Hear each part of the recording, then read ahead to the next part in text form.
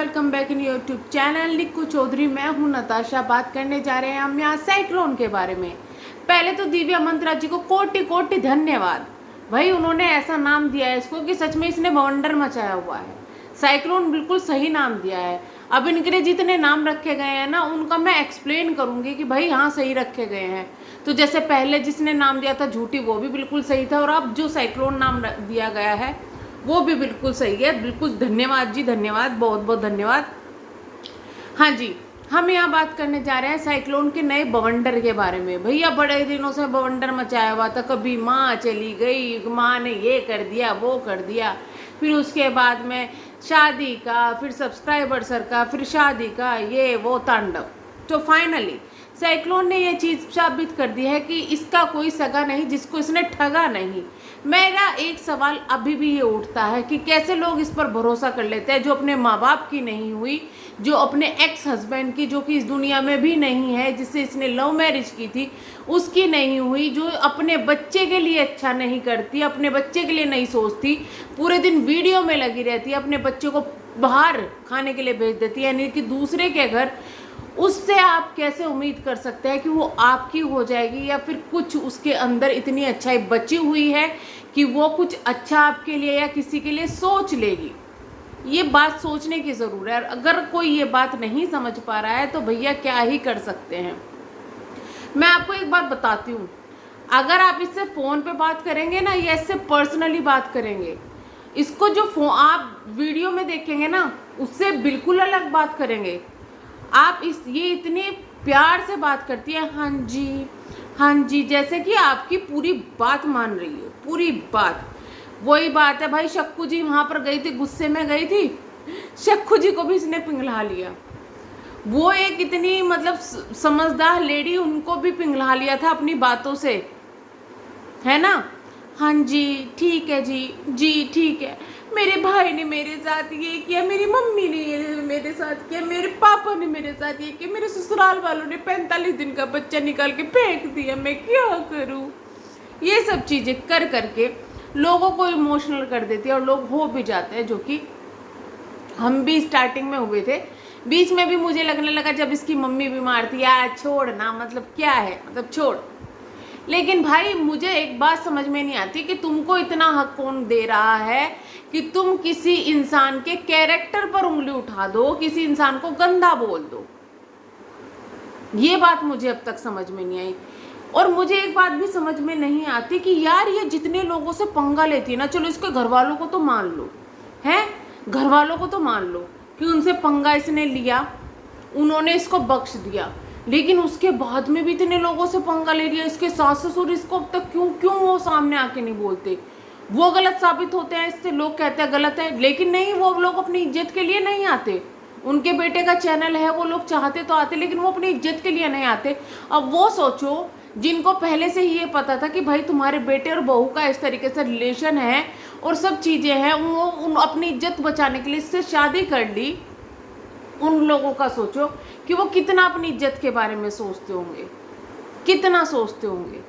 वो लोग इसलिए सामने नहीं आते इज्जत के लिए। इसके माँ बाप पर, इसके भाई पर उंगलियां उठती है, वो भी ये सोचते हैं छोड़ यार, कुछ भी करिए, कमा तो रही है, कम से कम हमारे ऊपर तो नहीं पड़ी हुई है।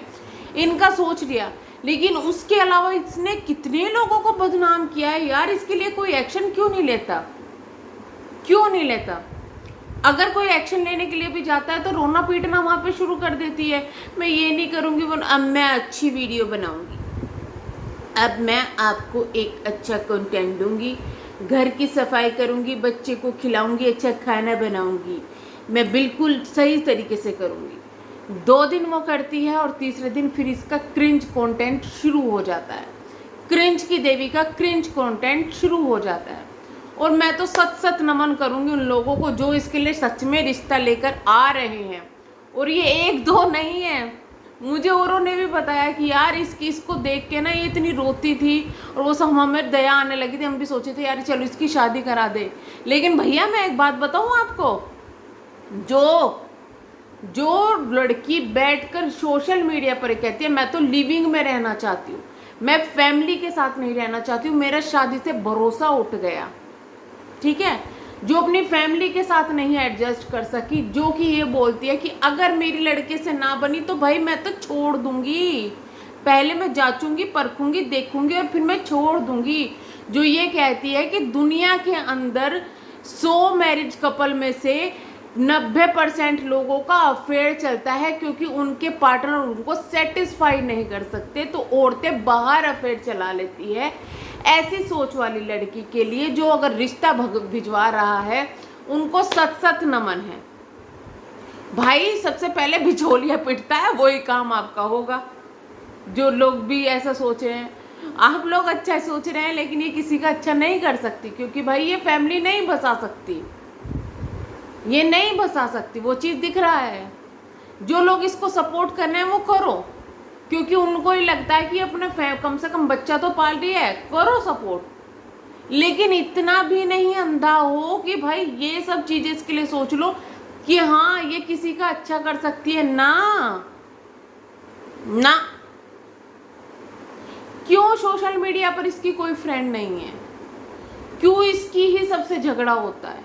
क्यों इसकी ही फैमिली वाले इसके लिए बुरे हैं? क्या सारी दुनिया एक ही इंसान के लिए बुरी हो सकती है? कभी सोचा इस बारे में?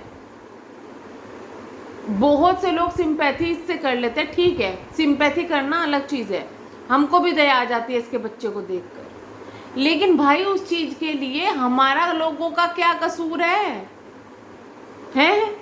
या फिर उसका क्या कसूर है जिसके सिर पाथे पे आप इसको मंडना चाहते हो? कर दिया, सबको बदनाम कर दिया। ये चीज़, जो चीज़ आज सामने आई है, जिसने वीडियो में बताई है, नाम मैं किसी का नहीं लूँगी, जो आज वीडियो डाली है कि कहाँ से रिश्ता आया था, क्या हुआ आया था, ये चीज़ हमें आज से 2 दिन पहले पता चल गई थी। और ये चीज़ लोगों को कमेंट सेक्शन में बोल रहे थे, उसके बाद सबको शक हुआ। लेकिन कमेंट सेक्शन में लोगों को कैसे पता चली और हमें कैसे पता चली, ये चीज़ एक अलग है। हमें पता चल गई थी कि भाई कुछ रिश्ता यहाँ से ऐसे आया है, और कल वो चीज़ कंफर्म भी हो गई थी। सब कुछ फेस तक भी, मैं बताऊं, फेस तक भी रिवील हो चुका है, आधे लोगों के सामने जा चुका है, कुछ लोगों के सामने, मैं बता रही हूँ आपको। लेकिन हमारा वो काम नहीं है कि सोशल मीडिया पे जो पीछे चल रहा है उसको हम सामने लाएं। हम क्यों लाएं? रिएक्शन दे रहे हैं, जो कि हमें लग रहा है कि गलत हो रहा है वो चीज़ पे रिएक्शन दे रहे हैं। अगर किसी को हमारे रिएक्शन बुरे लगेंगे, लोग उस पर भी रिएक्ट करेंगे। लेकिन एक सवाल मेरा यहाँ पर उठता है कि भाई आप अगर उतना ही सीरियस थी शादी करने के लिए, जो कि आपने कहा मैं तो बहुत सीरियस थी, एडजस्टमेंट नाम सुना है? एडजस्टमेंट नहीं सुना। आपको पता है कि इंसान के लिए इज्जत सब कुछ होती है, बहुत से इंसान के लिए, आपके लिए नहीं है, बहुत से क्या होती है। और कोई आपको बोल चुका है भाई हमारी फैमिली की बात है, ये है वो है, तो आपने फिर भी क्यों ये सब ड्रामे किए? या तो आपको शादी ही नहीं करनी थी, आपको सिर्फ वो कंटेंट बनाना था, या फिर आपको डेस्परेटली शादी तो करनी थी, लेकिन उस शादी के नाम पे भी आपको इतना कंटेंट छाप देना था, इतने पैसे छाप देने थे कि आप फिर से लोगों को कह सको कि अगर अरे देखो मैंने तो कितना पैसा कमा लिया। ये तो सभी को पता चल रहा है। मैं एक बात बताऊं, जैसे ही महीना कंप्लीट होने वाला होता है ना, महीना कंप्लीट होने से पहले ये इतने तांडव करती है ना, इतने तांडव करती है कि भाई सारा टारगेट इस महीने का पूरा कर लूँ, सारा टारगेट पूरा कर लूँ।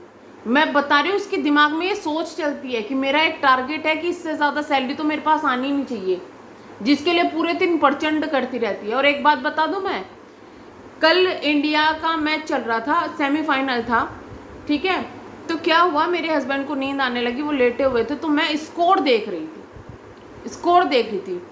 स्कोर देखते हुए मैंने जैसे यूट्यूब खोला तो मैडम लाइव बैठी हुई थी, 12:45 की ये बात है, 12:45 की बात है, लाइव बैठी हुई थी। सबको पता है आज के टाइम में अगर आप सिंगल फेस लाइव शॉर्ट वाली कर रहे हो ना, रात के टाइम में 12 बजे के बाद में या कुछ भी, इतनी गंदी लाइव चलती है और इतने गंदे लोग बैठे होते हैं।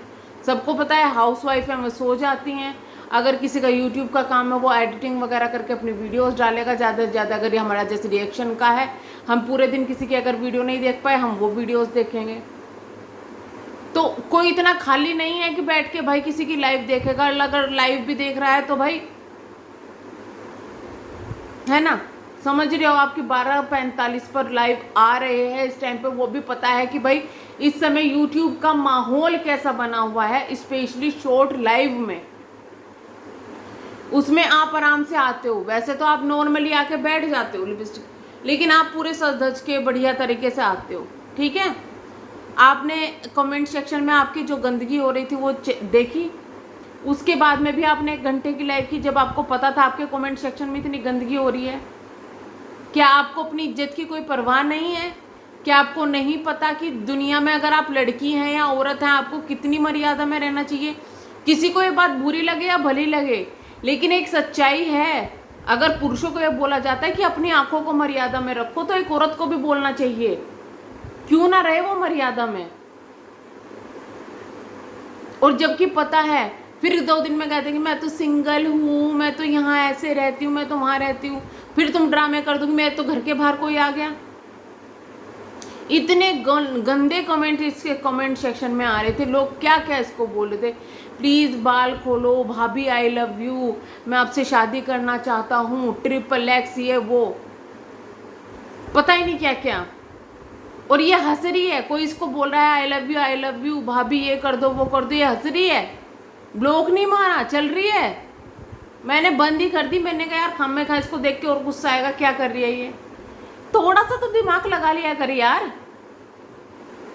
हम भी पागल नहीं है जो यहाँ तुझे बोलते हैं, हमें कोई शौक नहीं चढ़ रहा है, हम भी ये चाहते हैं, अगर तू लड़की है, इज्जतदार थोड़ा बनना चाहती है ना, इज्जत से पैसा कमाना चाहती है, तो अच्छी तरीके से रह ले। आज तक जितनी एडवाइस दी गई होगी ना रिएक्शन चैनल वालों की तरफ से, वो घूम फिर के तुम्हारे सामने आती है, लेकिन तुम्हें अकल नहीं आ रही है। और जो तुम्हारी हरकतें हैं ना, सच बताऊं, तुम्हारा कभी कोई शादी नहीं होगी। जो लोग तुम्हें सपोर्ट करते हैं ना, उनके घर में भी अगर ये चीज़ें आएंगी ना शादी की, वो तक भी शादी नहीं करेंगे अपने परिवार वालों से। मुझे एक बता दो, कोई अपने बच्चे से इसकी शादी करने के लिए तैयार हो जाएगा क्या? या बच्चा कोई तैयार हो जाएगा क्या? अगर आप तैयार हो रहे तो महान है, कर लो प्लीज़, क्योंकि इसको शादी का बहुत है, इसको क्रेज़ है शादी का, इसको करनी ही है तो करवा दो। वो चीज़ दिख गई है कि इसको करनी ही नहीं है। और ये चीज़ भी आज लिख के ले लो, अब ये चीज़ें ड्रामा हुई है ना, ये सब खत्म हो गया, थोड़े ही दिन में फिर वही सब्सक्राइबर, सर मैं तो माफ़ी मांग रही हूँ, मेरी ये गलती थी, मुझे भड़काया गया था, मुझे तो ये कहा गया था, वो कहा गया था, फिर से यही ड्रामा शुरू होगा। फिर से सुनिए सब्सक्राइबर, सर ये होगा, क्योंकि ये पहले भी ये चीज़ें कर चुकी है, बार बार यही चीज़ें करती हैं। भाई तुम्हारी अति हो गई, इसलिए मैं बता रही हूँ, अति के बाद होती है दुर्गति, तो वो मत करवाओ, ऑलरेडी बहुत करवा चुकी हूँ। और ये बोल रही है कि कमेंट सेक्शन ऑफ कर दूँ, मेंटल पीस चाहिए मुझे, ये वो चाहिए। हाँ, तुम तो अपना कमेंट सेक्शन ऑफ करके मेंटल पीस पा लोगी, लेकिन जिनको तुमने मेंटल स्ट्रेस दिया हुआ है उनका क्या, वो कैसे पाए? वो सब्सक्राइबर सर जिसने तुम्हारे लिए इतना किया है, उसको तुमने इतना बदनाम किया है, वो कैसे पाए? तुम्हारे घर वाले, वो जब तुम्हारे ऊपर आती है तो मेंटल पीस चाहिए, लेकिन दूसरों की तुम मेंटल स्ट्रेस देती हो। क्या दूसरे को शांति से जीने का हक नहीं है? तुम ही हो एक जिसको शांति से जीना है। और मैं तो ये कहती हूँ भैया, जिसको इस वक्त इतने बदनाम करी है ना, प्लीज एक्शन लो, क्योंकि ये बेइज्जती जो हो रही है ना, ये चलती रहेगी, ये चलती रहेगी। अगर ये वीडियो भी डिलीट होगी ना, वीडियो कभी इसकी डिलीट नहीं होती, सारी वीडियो अनलिस्टेड होती है, वो बहुत से लोगों के पास उसके पास भी जाती है, मैं सच बता रही हूँ, क्योंकि ये लिंक शेयर कर देती है, दूसरी जगहों पे लिंक शेयर होते हैं इसके, बहुत सारी जगह जाती है इसकी वीडियोस। इसके खिलाफ अब एक्शन होना चाहिए, और अगर कोई नहीं कर रहा है ना, तो फिर क्या ही बात करें। मैं कहती हूँ सब्सक्राइबर सर को, इतना कुछ इसने तुम्हें बोला, कुछ वो है, अगर तुम इतने शरीफ और सही हो तो क्यों एक्शन नहीं लेते? लेना चाहिए भाई, इस तरीके की चीजें बर्दाश्त करने से बाहर है। अगर परिवार में और तुम्हारे परिवार वालों को कोई इतना गंदा ये सब चीजें बोल रहा है, तुम एक्शन क्यों नहीं लोगे? बल्कि तुम्हारी गलती नहीं है। मैं ये नहीं कहूँगी सब्सक्राइबर सर सही है, मुझे क्या पता उनकी नियत में क्या था, सब कुछ दिख रहा था, पर ये भी इतनी बेवकूफ़ नहीं थी जिसको दिख नहीं रहा था। तो ये तांडव इसलिए ही बोल रहे थे जब रिश्ते वाली बात हो रही थी कि मत कर मत कर मत कर, रहने दे, तेरी बेइज्जती हो रही है तेरी वो। लेकिन लोगों को लगा रिएक्शन वाले तो इसके पीछे पड़े हुए हैं। अब समझ में आ गया क्यों पीछे पड़े हुए हैं। ये जो पट्टियां आपकी आंखों में बंधी है ना कि वो तो एक सिंगल मदर है, ये उतारो। इसके बेनिफिट के लिए बहुत रिएक्शन वाले बोलते हैं। इसको किसी को पर्सनल खुंदक नहीं है, किसी के घर आके खा नहीं रही है ये। लेकिन अगर किसी को चीजें समझ में आती है ना, वो समझा रहा है, तो वो इसलिए समझा रहा है क्योंकि दिखाई दे रहा है। मैं ये नहीं कहती कि रिएक्शन वाले परफेक्ट होते हैं, वो 100% सही है, वो भी गलत होंगे। सबकी अपनी अपनी सोच होती है, अलग अलग होती है। ऐसा नहीं है कि कोई यहाँ परफेक्ट है। लेकिन उनकी गलती अगर ये है कि वो इसको समझा रहे हैं, तो आप समझ लो कि आप भी गलत हो। तो चलिए हम करते हैं वीडियो का एंड, मिलेंगे नेक्स्ट वीडियो में। तब तक के लिए बाय बाय। कुछ पॉइंट अगर मैं भूल गई हूँ तो प्लीज़ कमेंट सेक्शन में बता देना। और बहुत से कल एक कमेंट आया था, तुम उसके ऊपर वीडियो क्यों बना रही हो उस बेचारे के लिए। यूट्यूब पे है ना, किसी को तकलीफ है उसके लिए वीडियो बनाने से, तो प्लीज़ उसे कहो कि थोड़े दिन सोशल मीडिया से आराम ले ले, हमें भी शांति मिल जाएगी। और मुझे कोई शौक नहीं है इसके ऊपर वीडियो छापने का, मैं बहुत दूर रहती हूँ। मैं तब बोलती हूँ जब मुझे लगता है कि सोशली बहुत ज़्यादा गलत मैसेज जा रहा है।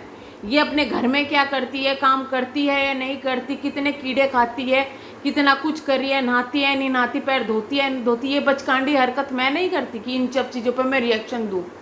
ये मेरा काम नहीं है। लेकिन जो सोशली गलत मैसेज जाएगा, सोशली गलत लगेगा। मैं बोलती हूँ चाहे किसी को बुरा लगे भला लगे, किसी से दोस्त टूटे टूट जाए, क्योंकि मैं यहाँ पे किसी के गुड लिस्ट में आने के लिए नहीं बैठी हुई हूँ, और ना ही मुझे कोई शौक है किसी के गुड लिस्ट में आने का। अगर मैं जहाँ सही होंगी वहाँ मैं सही साबित होंगी, नहीं होंगी तो नहीं होंगी। तो चलिए हम करते हैं वीडियो का एंड, मिलेंगे नेक्स्ट वीडियो में। तब तक के लिए bye bye, thank you so much.